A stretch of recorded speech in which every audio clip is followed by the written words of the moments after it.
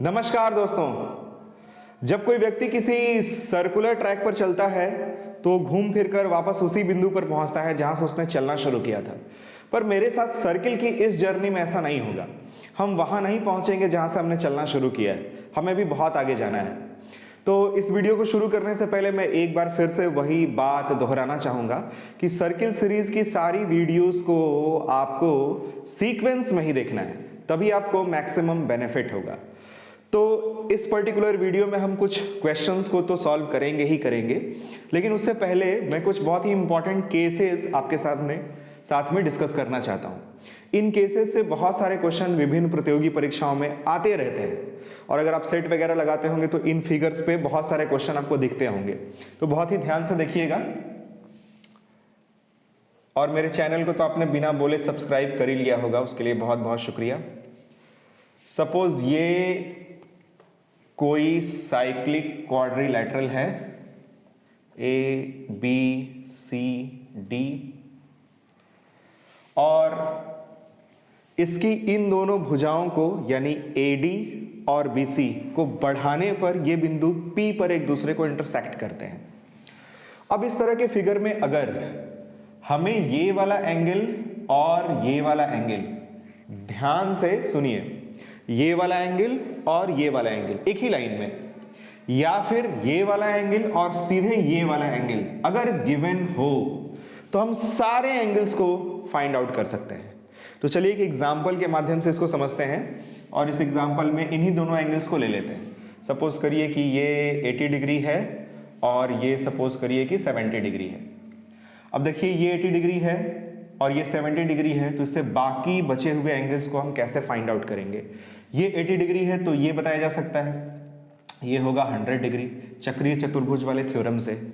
ये 70 डिग्री है तो हम ये बता सकते हैं ये 110 डिग्री होगा। ये 100 डिग्री है तो ये 80 डिग्री होगा। और इस त्रिभुज में अगर एक इंटीरियर एंगल 70 डिग्री, दूसरा इंटीरियर एंगल 80 डिग्री हो तो हम ये बता सकते हैं कि ये वाला एंगल 30 डिग्री होगा। उसके बाद अगर ये 110 डिग्री है तो ये 70 डिग्री होगा। वैसे भी ये वाला एंगल सीधे सीधे इस वाले एंगल के इक्वल होता है। तो आपने देखा कि ये दो एंगल हमें दिए गए थे और उसकी हेल्प से हमने बाकी सारे एंगल्स को फाइंड आउट कर लिया। अब मान लीजिए इसमें मैं आपसे क्वेश्चन पूछूं कि सपोज ये इस सर्किल का सेंटर O है और आप एंगल AOC की वैल्यू बताओ। तो एंगल AOC की वैल्यू का मतलब हुआ कि हमें ये वाला एंगल फाइंड आउट करना है, ये एंगल। तो अगर A से C को हम ज्वाइन कर दें तो हमें एक कॉर्ड मिलेगी, एक जीवा मिलेगी। और याद करिए वो थ्योरम, अगर ये वाला एंगल 70 डिग्री है तो ये वाला एंगल उसका जस्ट डबल यानी कि 140 डिग्री होगा। तो ऐसे भी क्वेश्चन को बनाया जा सकता है। तो पहला केस क्लियर हो गया आपको कि साइक्लिक क्वाड्रिलेटरल में अगर दो साइड्स को बढ़ा दें और किसी पर्टिकुलर पॉइंट पे मिला दिया जाए और ये दोनों एंगल हमें पता हो तो उसकी हेल्प से बाकी सारे एंगल को हम फाइंड आउट कर सकते हैं। तो आइए अब अगला केस देखते हैं, वो भी साइक्लिक क्वाड्रिलेटरल का ही और ऐसे बढ़ी हुई भुजाओं का केस है। वो भी बहुत इंपॉर्टेंट है, उसमें बहुत सारे क्वेश्चन लगातार बनाए जाते हैं। तो फिर से एक सर्कल,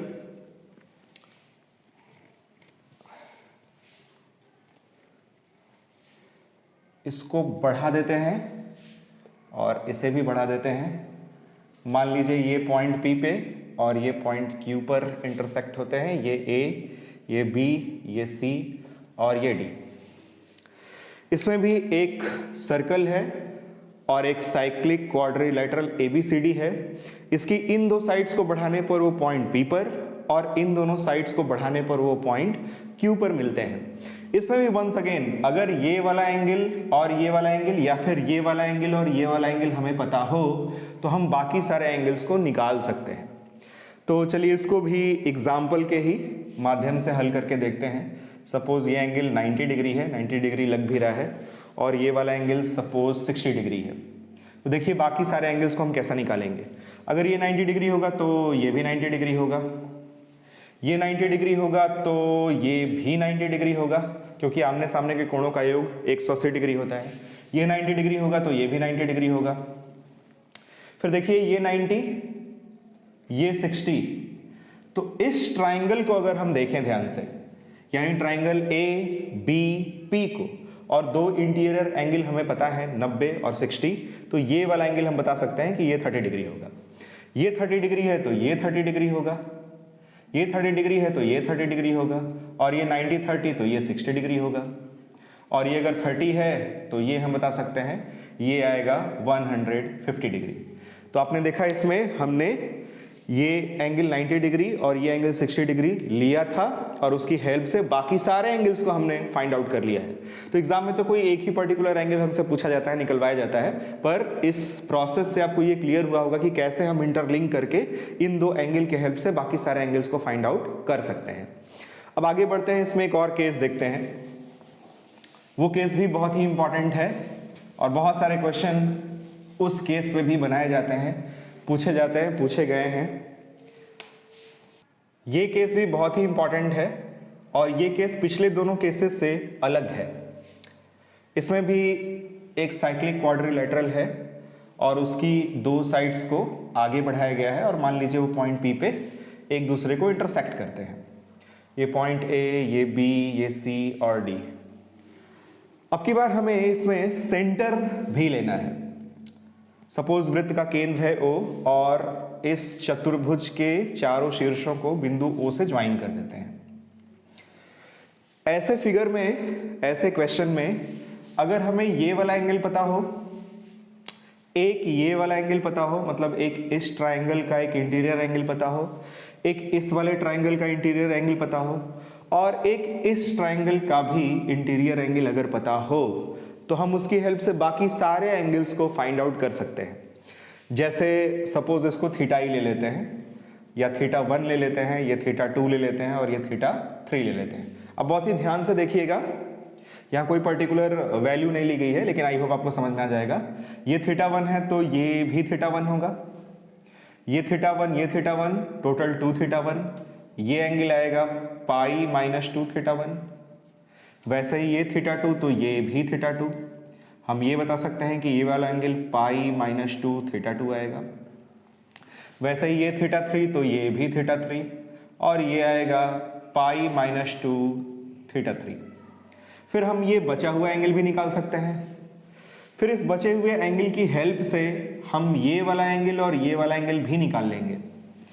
ये जितना भी एंगल आएगा उसको 180 डिग्री में से माइनस करेंगे, जो बचेगा उसे इक्वल डिवाइड करेंगे तो ये वाला एंगल और ये वाला एंगल भी हमें मिल जाएगा। हालांकि आप इस एंगल को ऐसे भी निकाल सकते हैं, theta 1 plus theta 2 plus theta 3 plus this particular angle is equals to 180 degree, क्योंकि ये चक्री चतुर्भुज के आमने सामने के कोण है, इनका योग हमेशा 180 डिग्री होता है।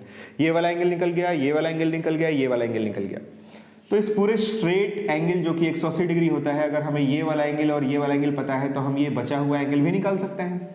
ठीक वैसा ही हम यहाँ बचा हुआ एंगल ये भी निकाल सकते हैं, और अगर किसी ट्रायंगल में दो इंटीरियर एंगल हमें पता चल जाए तो हम ये तीसरा वाला एंगल भी निकाल सकते हैं।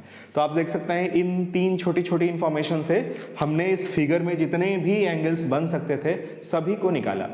अब इसका एक केस और देख लेते हैं, उसके बाद कुछ क्वेश्चंस को अटेम्प्ट करेंगे। ये जो केस है ये भी इसी तरीके का केस है, साइक्लिक क्वाड्रिलेटरल का ही, पर आप ध्यान से देखिएगा सभी में जो सिचुएशन है, जो स्थितियां हैं वो थोड़ी थोड़ी अलग है। तो कंफ्यूज नहीं होना है, ध्यान से देखना है। एक बार में ना समझ में आए तो आप वीडियो को दोबारा चला के देख सकते हैं।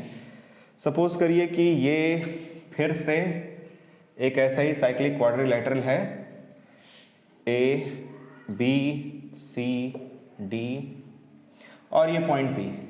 अब की बार हमें A से C को और B से D को ज्वाइन करना है।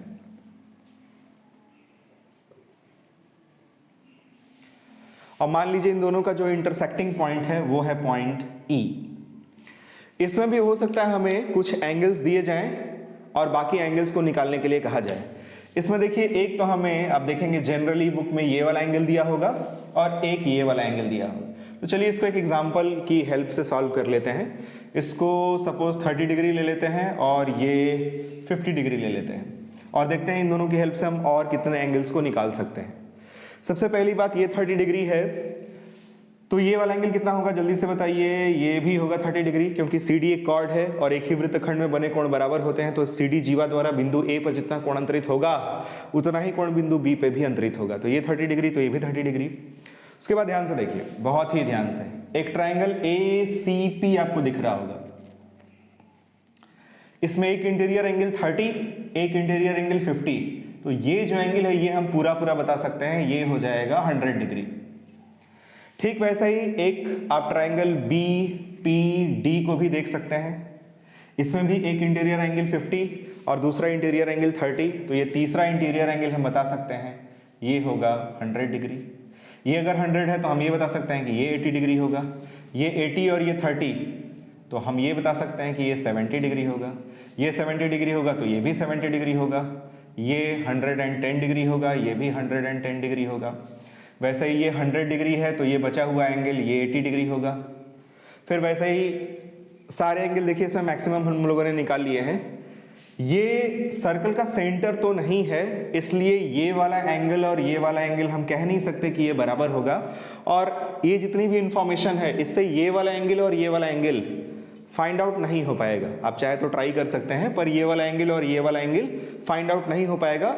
अगर इसमें कोई और केस दिया जाता है, जैसे कि BD इस सर्कल का व्यास है, डायामीटर है, या फिर ये इंटरसेक्टिंग पॉइंट सेंटर है, कुछ और एडिशनल इंफॉर्मेशन हमें जब दी जाएगी तो हम उसकी हेल्प से चाहे तो फिर इस वाले एंगल को फाइंड आउट कर सकते हैं, पर अभी इसमें जितनी इंफॉर्मेशन दी गई थी उससे ये वाला एंगल और ये वाला एंगल फाइंड आउट नहीं हो पाएगा।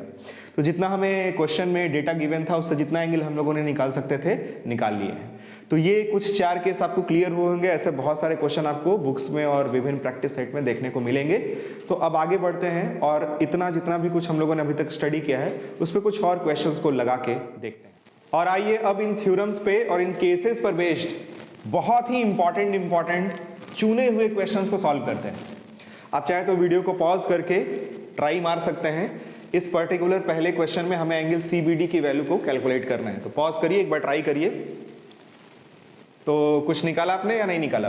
देखिए ध्यान से, एंगल CBD कैसे कैलकुलेट करेंगे। इस फिगर में पहले देखते हैं एंगल CBD कहाँ पे बन रहा है, CBD। तो B और D को भी हमें ऐसे ज्वाइन कर लेना चाहिए।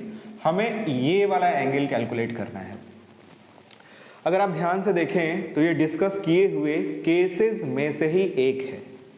इसमें ABDC एक साइक्लिक क्वाड्रिलेटरल है, इस वाली साइड और इस वाली साइड को बढ़ाया गया है और वो एक पर्टिकुलर पॉइंट P पर कट करते हैं। सो मैंने बताया था कि अगर ये वाला एंगल और ये वाला एंगल आपको पता हो तो आप बहुत सारे एंगल्स को निकाल सकते हैं, और इसमें O इस सर्किल का सेंटर है। तो सबसे पहले BD को अगर हम एक कॉर्ड के फॉर्म में लें तो ये अगर A पॉइंट पर 40 डिग्री एंगल बना रहा है तो ये यहाँ पे भी 40 डिग्री का एंगल बनाएगा। एक ही वृत्तखंड में बने कोण किसी भी चाप द्वारा, जीवा द्वारा बराबर होते हैं। अब ये एंगल अगर 40 डिग्री, ये वाला एंगल अगर 20 डिग्री, तो हम ये पूरा एंगल बता सकते हैं। इस ट्राइंगल BCP में ये 40, ये 20, तो ये पूरा एंगल आएगा आपका 120 डिग्री। बहुत ही ध्यान से देखिएगा। अब अगर हम इस ट्राइंगल ABD को देखें तो ABD में ये जो एंगल ABD होगा वो अर्धवृत्त में बना कोण है, और पढ़े गए थ्योरम के अकॉर्डिंग अर्धवृत्त में बना कोण समकोण होता है। तो ये पूरा एंगल चाहे इधर से आप लें चाहे इधर से आप लें, ये पूरा 90 डिग्री होगा। अब बहुत ही ध्यान से देखिए, ये पूरा एंगल यानी एंगल CBP 120 डिग्री है और एंगल DBP 90 डिग्री है। अगर हम 120 डिग्री में से 90 डिग्री को माइनस कर दें तो ये वाला एंगल बचा हुआ जो हमें निकालना है इस क्वेश्चन में वो निकल जाएगा, और 120 डिग्री माइनस 90 डिग्री ये आएगा 30 डिग्री, और ये है आपका आंसर। अब बढ़ते आएंगे दूसरे क्वेश्चन की तरफ। इसमें यहाँ देखिए थीटा बना हुआ है, यानी हमें थीटा की वैल्यू को कैलकुलेट करना है। ये वाला एंगल दिया हुआ है 100 डिग्री और एक और एंगल दिया हुआ है हमें 30 डिग्री। तो अगर हम चाहें तो इससे इस पॉइंट को ज्वाइन कर सकते हैं। अगर ये 100 डिग्री है तो जल्दी से बताइए ये वाला एंगल कितना होगा। वेरी गुड, ये वाला एंगल आएगा 50 डिग्री। ये अगर 50 डिग्री है, ये 30 डिग्री है, तो आप ये बता सकते हैं ये एंगल कितना होगा। चाहे सीधे सीधे ये वाला एंगल भी बता सकते हैं, हमें इसी एंगल की ज़रूरत है। किसी भी त्रिभुज में एक बहिष्कोण शेष दो अंतःकोणों के योग के बराबर होता है, तो ये वाला एंगल आएगा 80 डिग्री। फिर मैंने ये एक थ्योरम में बताया था, ऊपर से एंगल अल्फा, बीटा, गामा और तीनों में रिलेशन भी बताया था, gamma is equals to alpha plus beta. अगर उसी थ्योरम का यूज करें तो 100 इज इक्वल्स टू आएगा 80 प्लस थीटा। यहाँ से हमें थीटा की वैल्यू मिलेगी 100 minus 80 that is 20 degree. That's your answer. अब आगे बढ़ते हैं। इसमें भी देखिए यहाँ पे एंगल बनाया गया है थीटा और ये एंगल 110 डिग्री है और हमें इस थीटा की वैल्यू को कैलकुलेट करना है। इसको भी आप चाहे तो ट्राई कर सकते हैं, ट्राई सारे क्वेश्चन को करना चाहिए आपको।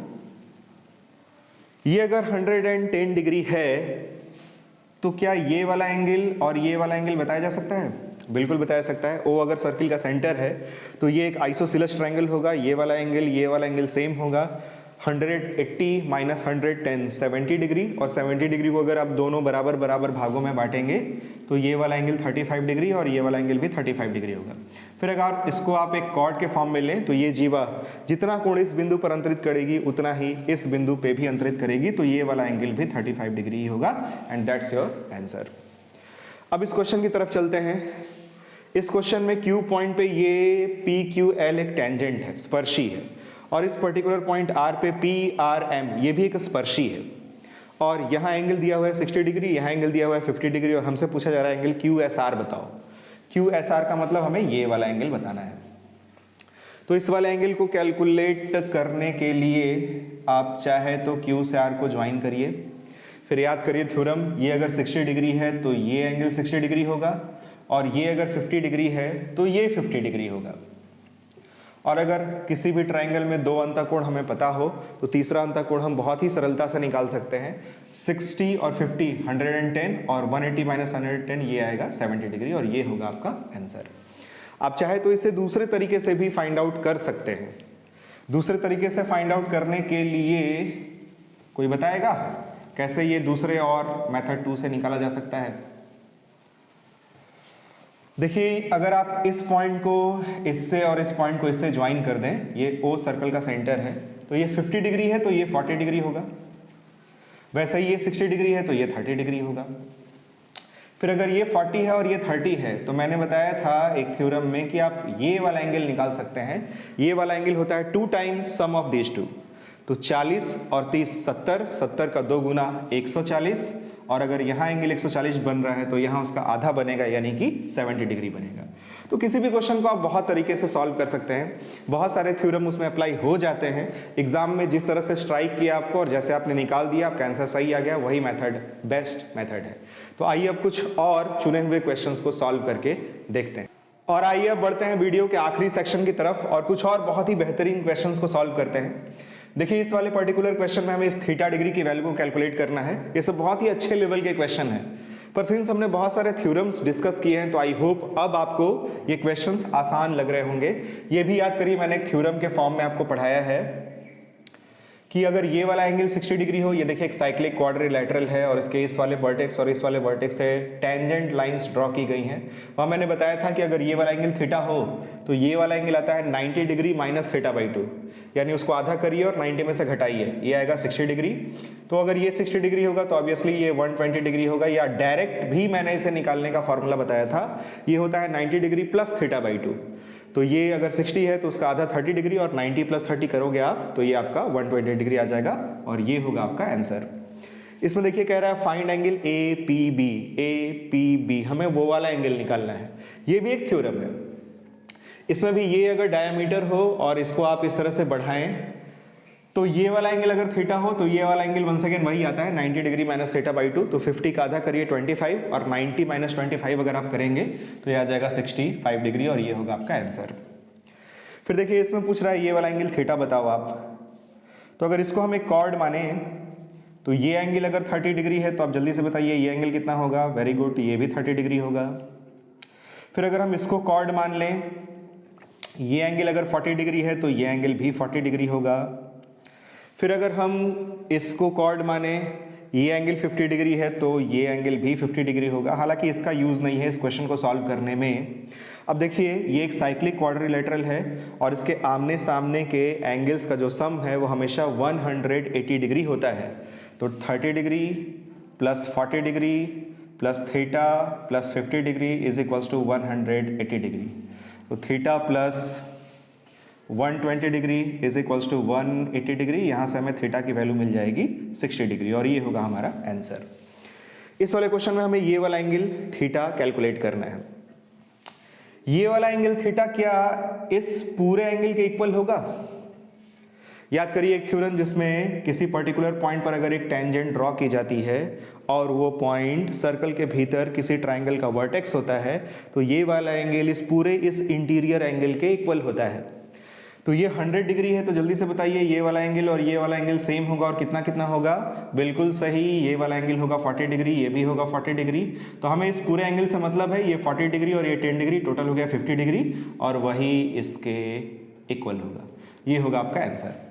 अब सबसे आखिरी क्वेश्चन को सॉल्व करते हैं। इस वीडियो का ये लास्ट क्वेश्चन है, सबसे आसान क्वेश्चन है, जल्दी से इसे बताना चाहिए आपको। देखिए कभी कभी एग्जाम में बहुत सिंपल क्वेश्चन आ जाते हैं और हम उसमें भी कंफ्यूज हो जाते हैं। अगर हम AC को एक कॉर्ड माने तो किसी भी जीवा द्वारा केंद्र पर जितना भी कोण अंतरित होता है उसका आधा उसी ओर मतलब A और C के इस तरफ अगर सर्कल का सेंटर है तो इस ओर मतलब ये इस पूरे भाग में कहीं भी अगर आप कोई पॉइंट लेंगे तो इस जीवा द्वारा बना कोण इसका आधा होगा। यानी ये वाला जो एंगल है जो हमसे पूछ रहा है फाइंड एंगल ABC, ये वाला इसका आधा यानी कि 50 डिग्री होगा। तो इस वीडियो में इतना ही।